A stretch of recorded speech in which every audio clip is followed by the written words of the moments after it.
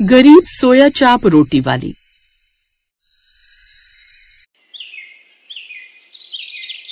सुमित्रा मुंह बनाए हॉल में बैठी गुस्से से चाय पी रही थी। तभी वहाँ सुमित्रा की ननद आती है। अरे भाभी, क्यों मुंह बनाए बैठी हो? जब बहू पसंद नहीं थी तो क्यों अपने लड़के की शादी करवाई तुमने? मैंने तो पहले ही कहा था, कहाँ हमारा रोहित और कहाँ ये कलमुई रागिनी। रागिनी मेरी पसंद नहीं बल्कि तुम्हारे भैया की पसंद थी, इसीलिए रोहित और रागिनी की शादी हुई है, वरना मैं तो इस काली कलूटी को कभी अपने घर की बहू न बनाती। एक तो इसके बाप ने दहेज में कुछ दिया नहीं, ऊपर से दी तो क्या काली सी बेटी। अरे शक्ल सूरत भी सुंदर होती तो लोगों के मुंह पर मैं ये कह सकती थी कि मेरा बेटा गोरी बहू लाया, लेकिन ये तो कल्लो आ गई। अब ये तो आपकी किस्मत है भाभी, अब झेलिए अपनी काली बहू को। इतना कहकर सुमित्रा की ननद वहाँ से चली जाती है। सुमित्रा न सिर्फ दहेज की लालची बल्कि वो गोरे काले में भेदभाव भी बहुत किया करती थी। ऐसे ही एक दिन, बहू, अरे ओ बहू। जी माँ जी। अभी तक तेरा खाना नहीं बना क्या? नहीं माँ जी, खाना तो कब का बनकर तैयार है, अगर आप कहें तो आपके लिए लगा दूं। नहीं, उस खाने को ले जा और कूड़ेदान में फेंका। अरे अब खाना जब अभी बनाया तो खाना खाने के लिए बनाया होगा ना।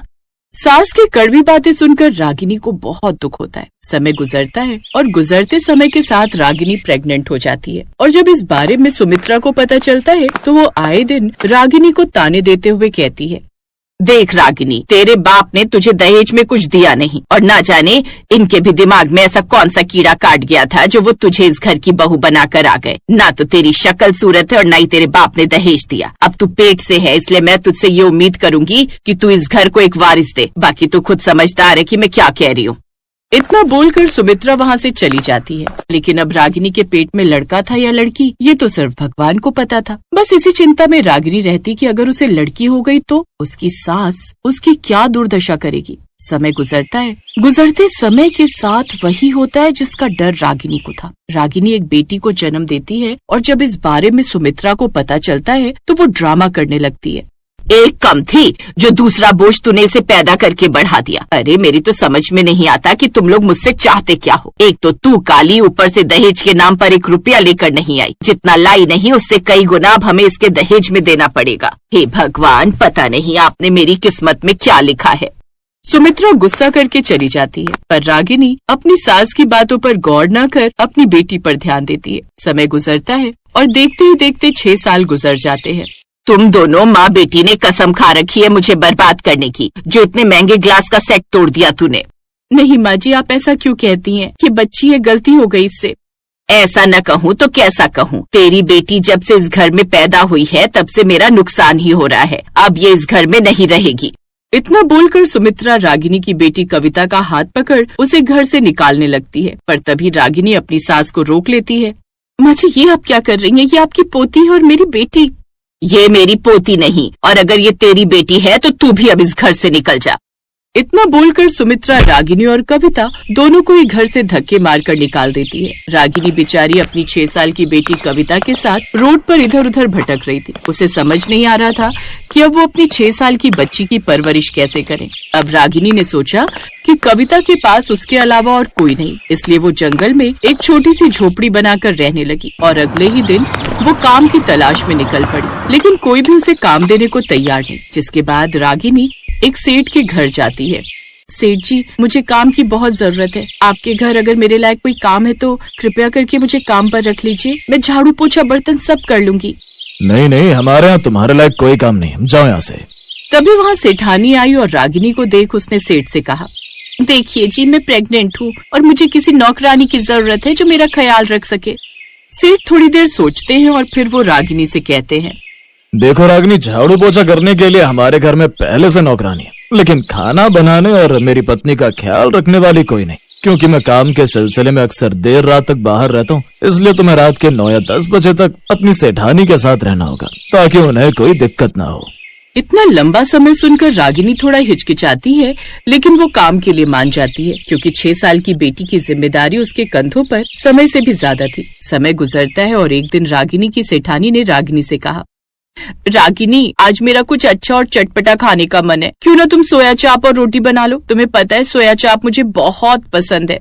ठीक है सेठानी जी, आप मुझे 1 से 1.5 घंटे का समय दीजिए, मैं सोया चाप और रोटी अभी बना कर लाई। रागिनी किचन में गई और उसने सोया चाप और रोटी बनाना शुरू किया। कुछ ही देर में वो सोया चाप और रोटी बनाकर तैयार कर देती है। देखते ही देखते 9 बज जाते हैं और जब सेठ आता है तो रागिनी अपने घर चली जाती है। तो वही सेठ और सेठानी जब सोया चाप रोटी खाते हैं। वाह, रागिनी ने तो सच में सोया चाप और रोटी बहुत लजीज बनाए। मुझे तो समझ नहीं आ रहा, जब रागिनी के हाथ में इतना हुनर है तो वो इस तरह नौकरों का काम क्यों कर रही है। आप बिल्कुल सही कहते हैं जी। जब रागिनी कल आएगी तो मैं उसे खुद का व्यवसाय करने की सलाह दूंगी।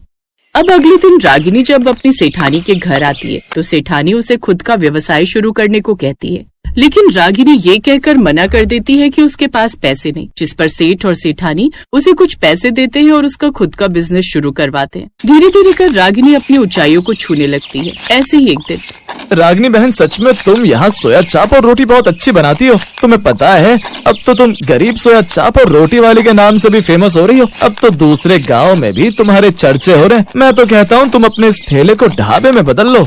आप बिल्कुल सही कह रहे भैया। अब तो मेरी कमाई भी अच्छी हो रही है, पर इस ठेले को ढाबे में बदलने से पहले मुझे किसी का एहसान चुकाना है।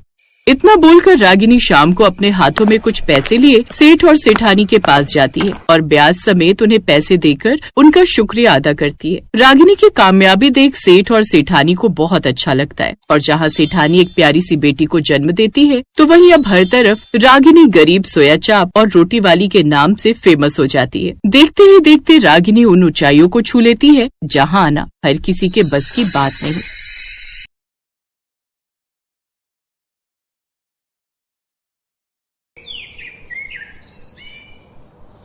माधेपुर गांव में मनोज अपनी पत्नी और 2 बेटियों के साथ रहता था। उसकी पहली पत्नी का देहांत उसकी बेटी के जन्म के कुछ दिन बाद ही हो गया था, जिसके बाद अपनी बेटी प्राची की परवरिश की खातिर उसने दूसरी शादी कर दी। कुछ समय बाद उसकी दूसरी पत्नी शोभा ने भी एक बेटी को जन्म दिया। प्राची अपनी सौतेली माँ को बड़ा प्यार करती थी, क्योंकि उसने अपनी माँ को तो बचपन में ही खो दिया था। प्राची की सौतेली माँ शोभा भी उसे खूब प्यार करती थी, लेकिन सौतेली माँ बेटी के आपसी प्यार से शोभा की सगी बेटी नीतू अपनी सौतेली बहन से खूब चिढ़ती थी, क्योंकि वो चाहती थी कि सारा का सारा लाड प्यार सिर्फ उसे ही मिले। जब वो दोनों बड़ी हुई तो उनके माता पिता ने उन दोनों की शादी एक ही घर में करने का फैसला किया। मैं अपनी दोनों बेटियों की शादी एक ही घर में करना चाहता हूँ, ताकि दोनों बहनें हमेशा एक साथ एक ही घर में रह सकें। ऐसा रिश्ता मिल गया है जी। कल ही मेरी पड़ोस वाली सरला काकी से बात हुई थी। उसने ही मुझे बताया था कि 2 भाई हैं, दोनों भाई अपनी अपनी खेती करते हैं। उनके बीच पहले से ही सब कुछ बटा हुआ है, इसलिए कल को दोनों भाइयों के बीच झगड़ा भी नहीं होगा। तो हम 2 दिन बाद लड़के वालों से मिलकर बात आगे बढ़ाते हैं। फिर 2 दिन बाद सारी बात आगे बढ़ती है। कुछ दिन बाद दोनों बहनें शादी कर अपने ससुराल आ जाती हैं। उन दोनों का घर आमने सामने ही था। उन दोनों की शादी के बाद सब कुछ अच्छे से चल रहा था। वो भाई खूब मन लगाकर अपने खेतों में काम करते, लेकिन जब फसल बनकर तैयार हुई तो एक रोज तेज बारिश के चलते उनकी सारी फसल खराब हो गई। हमारा तो सब कुछ बर्बाद हो गया। आप चिंता मत कीजिए जी, कुछ न कुछ ठीक हो जाएगा। उधर नीतू भी इस बात से खूब परेशान थी। अब हम क्या करेंगे? तुम भी ना, तुम्हें बिल्कुल भी अकल नहीं है। सारी फसल खराब हो गई ना। अब इसमें मैं क्या करूं? मुझे क्या पता था कि सारी फसल खराब हो जाएगी। ऐसे ही समय बीता। फिर एक रोज, दिन पर दिन सारी जमा पूंजी खत्म होती जा रही है। अब हम क्या करेंगे प्राची? आप चिंता मत कीजिए जी, मैं बहुत ही अच्छी रुमाली रोटी और कतई कबाब बना लेती हूँ। शादी से पहले मैं अक्सर बनाती थी। मेरे हाथ की कतई कबाब और रुमाली रोटी सबको बड़ी पसंद आती थी। मैं सोच रही थी कि अपने गांव में ऐसा एक भी ठेला नहीं है, तो क्यों ना मैं कतई कबाब और रुमाली रोटी बनाकर बेचूं। नीतू को भी इस वक्त घर चलाने में मुश्किल हो रही होगी, तो क्यों ना हम दोनों मिलकर ये काम शुरू कर लेंगे। मैं आज ही इस बारे में जाकर उससे बात करूंगी। शाम को प्राची अपनी बहन नीतू के घर जाती है और उसे सारी बात बताती है, लेकिन नीतू तो शुरू से ही उसे पसंद नहीं करती थी। ये प्राची की बच्ची ना बड़ी चालाक है। मैं जानती हूँ ये सब क्यों कर रही थी, ताकि इस काम के लिए मैं भी पैसे लगाऊं, साथ ही बड़ी होने के नाते सारा काम मुझ पर ही डाल देगी। क्या हुआ, किस सोच में पड़ गई? बताना तूने क्या सोचा। तू चिंता मत कर, मैं सब संभाल लूंगी। अब बता क्या करना है। नीतू ने बड़ी ही चालाकी से बात घुमाते हुए कहा, लेकिन दीदी मैं तो पहले ही खुद का रुमाली रोटी और कोरमा का ठेला खोलने के बारे में सोच चुकी हूँ, और वैसे भी हम दोनों एक ही ठेले पर काम करेंगे तो हमारी इतनी अच्छी कमाई भी नहीं होगी। हम दोनों को अलग अलग ठेले पर काम करना होगा ताकि हमारी कमाई भी दुगनी हो। हाँ, बात तो तुम्हारी ठीक है। अच्छा ठीक है, फिर मैं कतई कबाब और रुमाली रोटी का ठेला लगा लूंगी और तुम अपना रुमाली रोटी और कोरमा का ठेला लगा लेना। और मैं जानती हूँ मेरी बहन बहुत अच्छा खाना बनाती है, इससे तुम्हारा ठेला भी खूब चलेगा। अच्छा मैं चलती हूँ। आई बड़ी मेरी बराबरी करने वाली। कुछ दिन बाद दोनों बहनें अपनी अपनी बचत से काम शुरू कर देती हैं और बीच बाजार में ठेला लगा लेती हैं। प्राची मैदे में नमक डालकर उसकी रुमाली रोटी और साथ ही कबाब का चूरा बनाकर उसमें मसाले डालकर बनाकर तैयार कर लेती है। उसके कथई कबाब साथ में हरे धनिये पुदीने की चटनी और सलाद की खुशबू पूरे बाजार में फैल जाती है। ग्राहक उसके ठेले की तरफ खींचे चले आते हैं। अरे वाह, इस ठेले से बहुत अच्छी खुशबू आ रही है। वाह वाह वाह, कबाब। सिर्फ कबाब नहीं भाई साहब, बल्कि कथई कबाब की खुशबू है ये। अच्छा, ये तो पहली बार नाम सुना है। मेरे लिए बना दो जल्दी से। प्राची जल्दी से कथई कबाब और रुमाली रोटी बनाकर देती है, जिसे खाते ही ग्राहक अपनी उंगलियां चाटता रह जाता है। वाह बहन जी, क्या कमाल का स्वाद है आपके इस कथई कबाब में। भाई मजा आ गया। कितने रुपए हुए? जी 60 रुपए। अच्छी बात है, ये लीजिए। कुछ भी कहो, आपके हाथों में तो कमाल का स्वाद है। शुक्रिया भाई साहब। वैसे सामने वाले ठेले पर मेरी बहन रुमाली रोटी और कोरमा बनाकर बेच रही है, आप उसके हाथ का बना खाना भी चखिए, आपको जरूर पसंद आएगा। ठीक है, आप कहती हैं तो जाकर देखता हूँ। अब वो नीतू के ठेले पर भी जाते हैं, लेकिन ग्राहकों को जो स्वाद प्राची के हाथों के बने खाने में आता है वो नीतू के खाने में नहीं। हमें तो आपकी बहन ने भेजा था ये कहकर कि आप भी बहुत अच्छा खाना बनाती हैं, लेकिन ये तो हमें बिल्कुल भी पसंद नहीं आया। जो स्वाद आपकी बहन के हाथों में वो आपके हाथों में नहीं है। बिल्कुल ठीक कहा आपने भाई साहब, इसके खाने में वो स्वाद नहीं है। हम बेकार ही पैसे खर्च कर दिए। हाँ हाँ, तो जाओ यहाँ से, और आज के बाद मेरे ठेले के आसपास फटक भी मत जाना, समझे? ना जाने इसकी रुमाली रोटी और कथई कबाब में ऐसा क्या स्वाद है जो मेरे खाने में नहीं। लेकिन अगर ऐसे ही चलता रहा तो ये अच्छे पैसे कमाने लगेगी और मेरा ठेला कहीं बंद ना हो जाए। नहीं नहीं, उससे पहले मुझे ये जानना होगा कि ये अपने इस कथई कबाब का मसाला कैसे तैयार करती है, कि उसमें ऐसा कुछ तो जरूर डालती है जिससे मसाले का स्वाद बढ़ जाता है। उसी शाम वो अपनी बहन के घर जाकर उससे ये रेसिपी सीख लेती है और अगले दिन से ही वो भी बाजार में रुमाली रोटी और कथई कबाब का ठेला लगा लेती है, जिससे अब प्राची के ठेले के साथ साथ नीतू के ठेले पर भी ग्राहक आने लगते हैं। वाह बहन जी, आज तो आपने भी बहुत ही अच्छे कथई कबाब और रुमाली रोटी बनाई है। हाँ, इतना अच्छा तो नहीं है, लेकिन फिर भी अगर आधे दाम में थोड़ा बहुत टेस्ट ऊपर नीचे हो भी जाए तो क्या ही फर्क पड़ता है। दरअसल नीतू जब आधे दाम में कथई कबाब रुमाली रोटी के साथ बनाकर बेच रही थी, जिससे ग्राहक थोड़ा सस्ता खाने के लिए वहाँ आ जाते हैं। अब मजा आएगा। अब इसके ग्राहक हुए मेरे, और अब बस कुछ दिनों की बात है, फिर तो मैं इसका ठेला यहाँ से हटवा कर ही रहूंगी। अब वो अपनी ही बहन के खिलाफ षड्यंत्र रचने लगती है और एक रोज शाम को घर जाते हुए वो एक आदमी को कुछ पैसे देने लगती है। तुमने जितने पैसे मांगे थे मैंने दे दिए, अब मेरा काम अच्छे से होना चाहिए। आप चिंता मत करिए, सब काम बराबर होगा। अगले दिन जब प्राची शाम को अपना ठेला लेकर घर लौट रही थी, उसे लौटने में थोड़ा अंधेरा हो गया। तभी जग्गा नाम का गुंडा वहाँ आ गया और उसने प्राची से सारे पैसे लूट लिए, साथ ही उसका ठेला भी तोड़ दिया। साथ ही प्राची को डराकर वहाँ से भगा देती है। जब ये बात नीतू को पता चलती है तो वो बहुत खुश होती है। अब आएगा मजा उसका ठेला तुड़वाकर। अब तो बस मैं ही पूरे बाजार में छाई रहूंगी। अब हर कोई मेरे ही ठेले पर आएगा और मैं खूब पैसे कमाऊंगी। लेकिन उसकी ये बात उसका पति सुन लेता है और उसे अपनी पत्नी पर बड़ा ही गुस्सा आता है। वो उस पर चिल्लाते हुए कहता है, तुम्हें बिल्कुल भी शर्म नहीं आई अपनी बहन के साथ ऐसा करते हुए? जिसने तेरी इतनी मदद की, तूने उसी के साथ कितना गलत किया। जानती हो मेरे पास ठेला खोलने तक के पैसे नहीं थे, लेकिन फिर भी तुम्हारी बहन ने अपनी बचत से मुझे पैसे दिए ताकि तुम ठेला खोल सको।